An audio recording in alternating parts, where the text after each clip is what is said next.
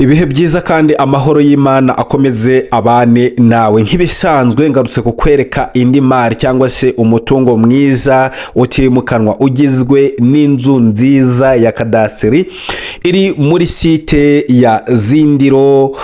Ni inzu nziza koko ikoze inoze, umuhanda uyigeraho ni uwo nguwo, uwo ni umuhanda umwe w'imbere. Ndakwereka ifite portaye nziza cyane, amarembo meza cyane, igipangu cyiza cy'amatafari ahiye.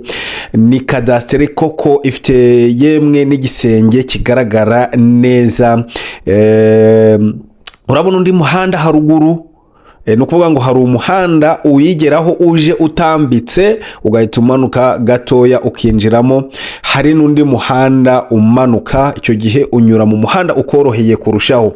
Urahabona ni ahantu heza cyane, ni muri site, ni urucabana. Inzu yubakishije amatafari ahiye ndetse iri no mu buso burengaho 300. Ni mu makadasiteri ndetse cyangwa se iyo ushaka hano hantu wubaka n'ama etage. Ni muri quartier ya VIP, ahangaha bahita mu Izindiro kuri miliyoni 80. Waza tukaguha iyi nzu, icyangombwa kiba gihari ari imitation direct. Inzu nk'izi ngizi ubundi nta bibazo byinshi ziba zifite, byabindi byo kwibaza ngo umuhanda, ngo UPI, ngo imitation, no. So ku bindi bisobanuro wanyandikira kuri iyo nimero ureba kuri screen, cyangwa se ukampamagara ukaza tugakora icyo bita visit. Kuri miliyoni zawe 80 ndakubashye cyane, uze dusure iyi nzu, urebe ko ibyo nakubwiye ari byo. Nkweretse bikeya by'inyuma, iby'imbere uba ugomba kubireba ari uko wamaze gushima inzu.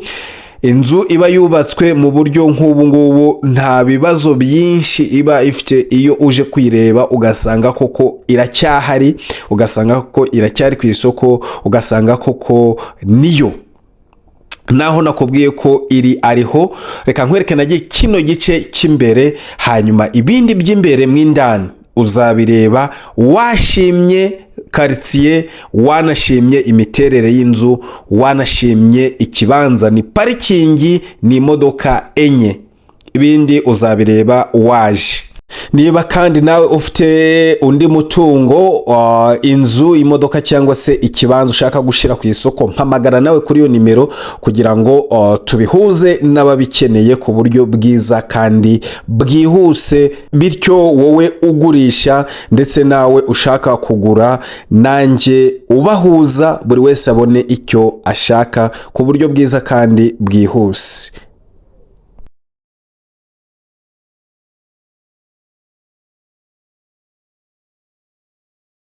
Hariya tuvu